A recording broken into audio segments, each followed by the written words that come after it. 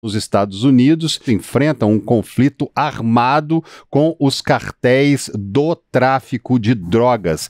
Essa afirmação é do presidente Donald Trump em uma carta enviada pelo Pentágono ao Congresso para justificar legalmente as recentes operações de Washington na Venezuela, na costa da Venezuela. A carta foi divulgada depois do envio de vários navios de guerra ao Mar do Caribe no final do mês de agosto e da destruição de 4 lanchas supostamente pertencentes a narcotraficantes, de acordo com Trump, em uma operação que deixou ao menos 17 pessoas mortas. Frederico Duboc, para começar, a Venezuela já condenou a incursão, segundo o país, ilegal de aviões dos Estados Unidos. A gente pode ver esse como um dos momentos mais tensos desse desentendimento, desse conflito que em alguns momentos vira confronto entre Estados Unidos e Venezuela? Sim, nós estamos numa escalada de tensão muito forte no Caribe, né? Há essa perspectiva de um acirramento do combate às drogas por parte do governo norte-americano, principalmente com a militarização desse combate. E nós vemos aqui, você citou no final, uma questão que foi o alerta do ministro da Defesa da Venezuela de que 5 caças norte-americanos F-35 teriam sido avistados na região ali fronteiriça da Venezuela. São águas internacionais. Os relatos são de que eles estavam voando a mais ou menos 700 km por hora, numa altitude de 10 mil pés, a 75 km da costa, né, detectado tanto pelo controle de voo, né, do norte da Venezuela, quanto por alguns aviões civis. Né? Esses aviões F-35 estão lá desde final de setembro, mas começo de setembro, foram 10 aviões caças de 5ª geração deslocados por uma base em Porto Rico, ao mesmo tempo que os Estados Unidos estavam deslocando uma força-tarefa envolvendo o Iwo Jima, que é um transportador de aviões. Eles transportam tanto aviões F-35, mas naquele momento eles estavam equipados com aviões AV-8 Harrier, né? E também helicópteros de ataque, além de 4.000 fuzileiros do 22º Unidade Expedicionária de Marines, né? Há uma expectativa na conversa que Donald Trump teve nos últimos dias com os generais e também um pouco antes, ele falou da possibilidade, inclusive, de incursões por terra contra unidades do narcotráfico.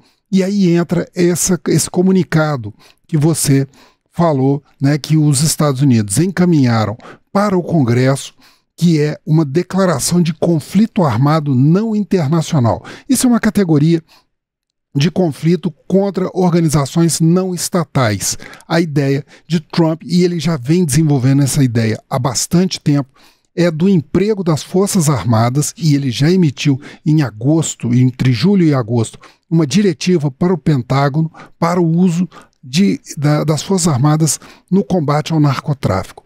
No começo do governo dele, em janeiro, ele também fez uma ordem executiva, né, presidencial, considerando 8 organizações de facções criminosas, entre elas 2 venezuelanas, o Trem de Aragua e a MS-13, como organizações terroristas.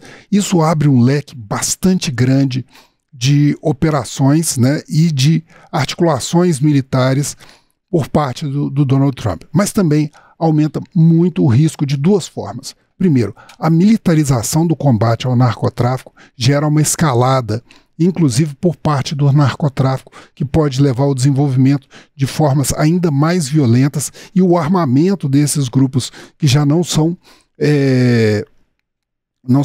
organizações muito tranquilas, né? A gente vê por aqui pelo Brasil, você vê, por exemplo, no México, os cartéis do Zeta, por exemplo, né, eles controlam boa parte do país, pressionando inclusive o governo, né? Então há esse perigo por um lado, inclusive com o uso contra civis, né, e uma invasão da soberania dos países. Outra questão que é bem perigosa também é como ele vai levar isso para a questão da relação com a Venezuela, podendo trazer um conflito aqui para a região, né?